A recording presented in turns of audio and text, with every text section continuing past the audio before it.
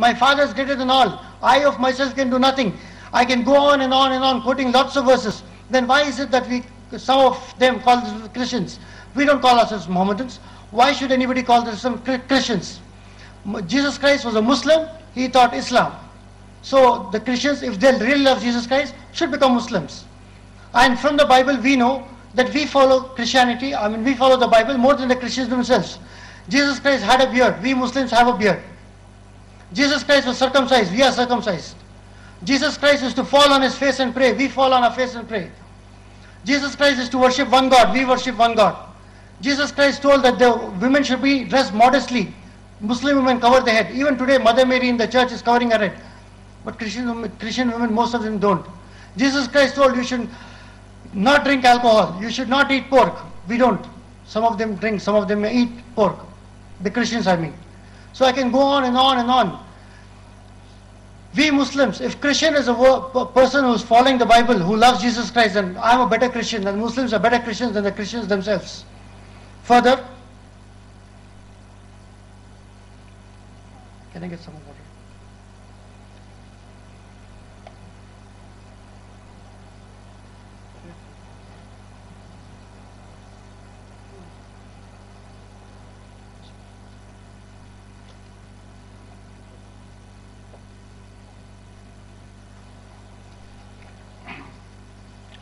As a final scripture and divine revelation, the Quran makes a very clear and concise statement. Very concise, very clear. It makes a very concise statement. It tells in chapter number 5, verse number 3, "This day have I perfected your religion and completed my favor upon you. I am chosen for you Islam as your way of life." The word Islam has come to us from God himself. We did not keep this name. So through the Quran the word Islam was given to us. Because only when the building is complete we call it a house. When any vehicle is in the assembly line, we don't call it automobile. Only when it is test driven, after it is completed, when it comes out of the showroom, we call it automobile.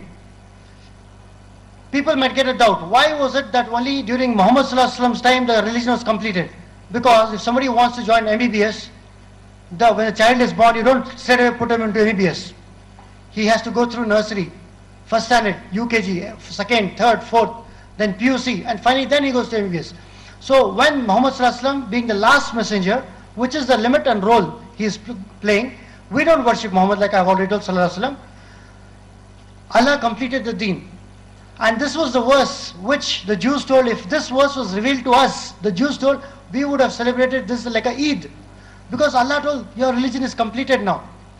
Your religion has been completed. So this is the nemat which we have got, we Muslims have got. Further, another distinction to keep in mind is that Muhammad, unlike his predecessors, did not come to the Arabs or to his own people exclusively. No. Unlike Jesus Christ, who in many verses in the Bible he tells, I have been not sent except for the children of Israel.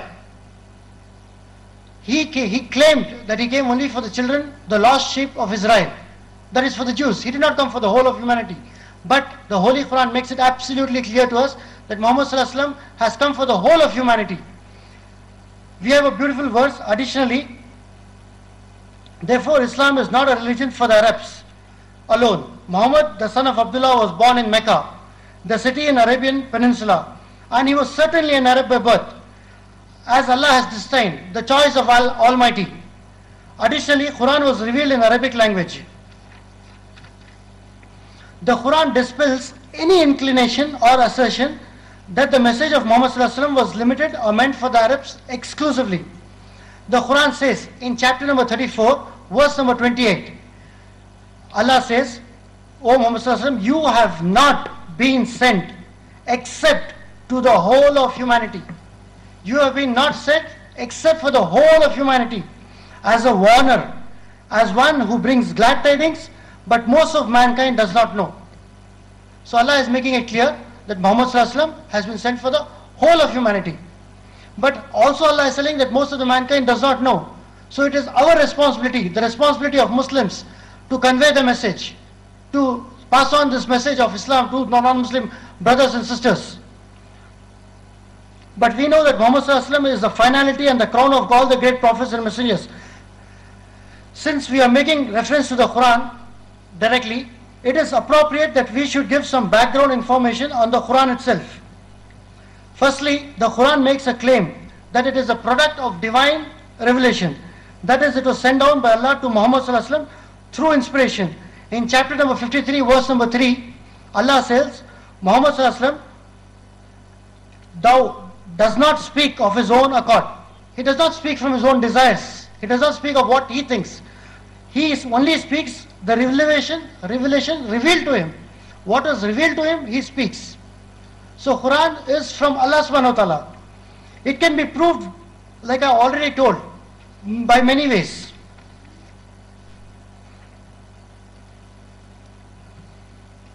I have to now prove that it is impossible for Muhammad Sallallahu Alaihi Wasallam to have written the Quran. Of course, we Muslims believe that, but let me give some scientific reasons why Muhammad Sallallahu Alaihi Wasallam couldn't have possibly written the Quran himself. Why? And also, I should also prove that no other people of that time, of that era, who were staying during the times of Muhammad Sallallahu Alaihi Wasallam, could have helped Muhammad Sallallahu Alaihi Wasallam to write the Quran. I'll just give a few, because if I give all the details, that itself is an independent talk of 1 hour. I'll just give a few simple, small proofs. The Quran says, and we have created the human being from a hanging cloth, which was clinging to the wall of the womb. This is chapter number 96, verse number 2. How did Prophet Muhammad Sallallahu Alaihi Wasallam know that the embryo started out as a clot hanging and clinging to the wall of the uterus of the mother? Did he have some sort of an X-ray vision? Did he have some sort of ultrasound? If somebody tells, maybe he ripped open pregnant women, maybe he ripped open and he saw, that will be not logical. Because being a doctor, I know that it is microscopic. In the first few months, even if you see the embryo, for example, the Quran tells that the early embryo is like a leech-like substance.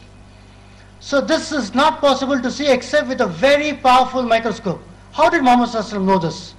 It is not possible for any human being of that time to have made this kind of a statement.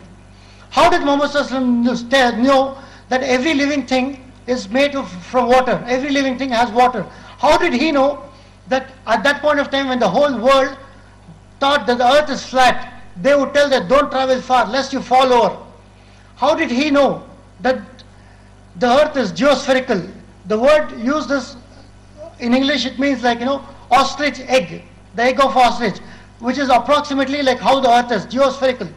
How did Muhammad Sallallahu Alaihi Wasallam know all this? Who will know all this except the Creator himself? Further, how did he know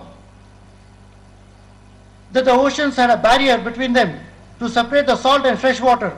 How did he know that the sun, the moon, the planets all have floating in the orbit that has been ordained for them? Even when I was in school, when I was studying in school, I did not know that the sun rotates. I did not know that. But now we know that the sun rotates also. They have an instrument by which they see the sun has some spots. They see that it comes once in 24 days. So we know now that the sun rotates also. Sun, not the moon, the sun, and revolves. This is something which I did not read in school, but the Quran tells that. How did Muhammad Sallallahu Alaihi Wasallam know something as recent as this? Stephen Hawking recently discovered the Big Bang theory. How did Muhammad Sallallahu Alaihi Wasallam know this? We have to know that this is possible only because Allah revealed the Quran. Excuse me.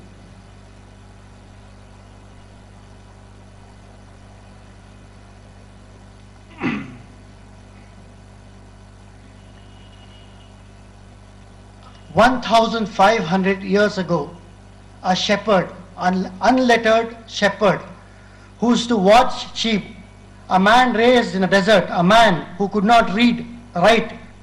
How could he say something like this? How could he produce something like this? And how could someone else living with him produce something that has just been discovered recently in the last 50 to 60 years? You would all agree that it is impossible. I don't think anybody will disagree in this room. How could he expound upon things he was never exposed to? If all of this is not enough, let me mention to you something more miraculous. Even during the lifetime of Muhammad Sallallahu Alaihi Wasallam, we all know Quran has 114 chapters. There were hundreds of people who memorized the Quran from first letter till the last letter, verbatim. Whether some kind of geniuses, whether some kind of computers, how did they do that? Even today there are millions of Muslims who know the whole Quran by heart. How is that possible? Has anybody memorized the Bible? Has anybody ever tried to memorize the Bible? Not even the Pope. Has anybody memorized at least one gospel of the Bible? They don't even agree to what the Bible is. There are 48 different versions of the Bible. I am not trying to talk in a condemning fashion. I'm not trying to do that. But I'm just trying to turn over some rocks for you to see under. The truth is, nobody has even attempted to memorize the Bible because they don't even agree to what the Bible is. Throughout the Old Testament, if you read, God is always referred to as one. All along you read that God is one.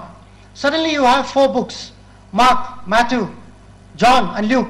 4 men whose biographies, whose histories we don't even know. We don't even know who they were. All these 4 were not the disciples of Jesus Christ. They never even met each other. They were written over a period of 50 years. And they were added to the Bible. How is that possible? And 15 books were written by a person called Paul. Paul is a person who is to kill the true followers of Jesus Christ. Let's assume Hitler. We know Hitler. He killed 6 million Jews. After killing 6 million Jews, if Hitler tells, okay, I met Moses on the way, now I am a disciple, I am an apostle of Moses, I will write 15 Gospels, 15 books, added to the Old Testament. Will this be acceptable to the Jews? Will the Jews accept this? Then how is it that the Christians accept Paul's 15 books and they've added to the New Testament? A person who is to burn down the places where the true God was worshipped. A person who was a sworn enemy of the true followers of Jesus Christ, Paul. And today they follow teachings of Paul more than... I'm not trying to talk here in a condemning fashion. I'm just trying to expose to you the reality. I would like you to investigate yourself. I would like you to read the preface of Christianity yourself. I would like you to go to Google and read the history of the Bible yourself. I would like you to open Britannica Encyclopedia or any other encyclopedia, read the history. You will know all these things for yourself. Because if I talk, being a Muslim, you will not have as much weight when compared to you reading what the Christians talk about their own scriptures. Further,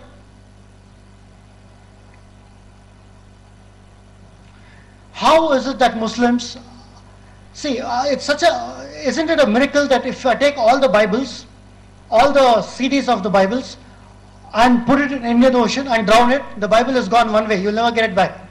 But if you take the Quran, all the CDs, all the audio cassettes and drown it in Indian Ocean, in every city in the world there will be Muslims who know the whole Quran by heart. There will be people, we can get the Quran back. The Quran, Allah Himself will protect it. We have thousands of Hafiz Quran, Alhamdulillah, may Allah bless them. Further, the Quran, and it is the ambition of almost all the Muslims to memorize the Quran. Which Muslim doesn't know at least some part of the Quran? Almost all of us, when we pray our salah, we recite the Quran. Further, it is the ambition of every Muslim to memorize the Quran. Not some, every Muslim. The Quran has been preserved without the slightest alteration of any kind for 15 centuries. And inshallah it will be preserved till the day of judgment, inshallah. This is not my claim. This is well documented by the Christians, by all the encyclopedias. You can go and check it for yourself. If all that what I have told, what has preceded is true, would you be honest enough to say this book, the Quran, is quite profound and unique to say the least? Of course you would, because you are honest.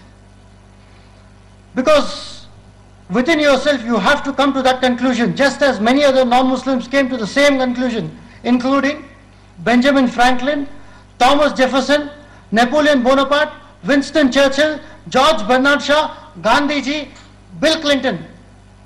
Though Bill Clinton did not follow the Quran, that's a different thing. And many, many others.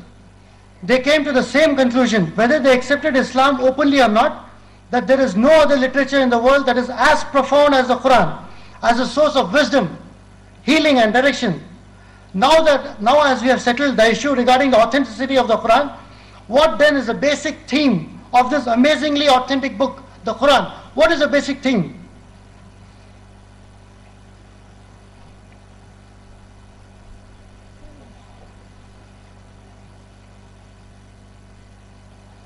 Basically, the Quran dispels all the confused ideas which are in the world.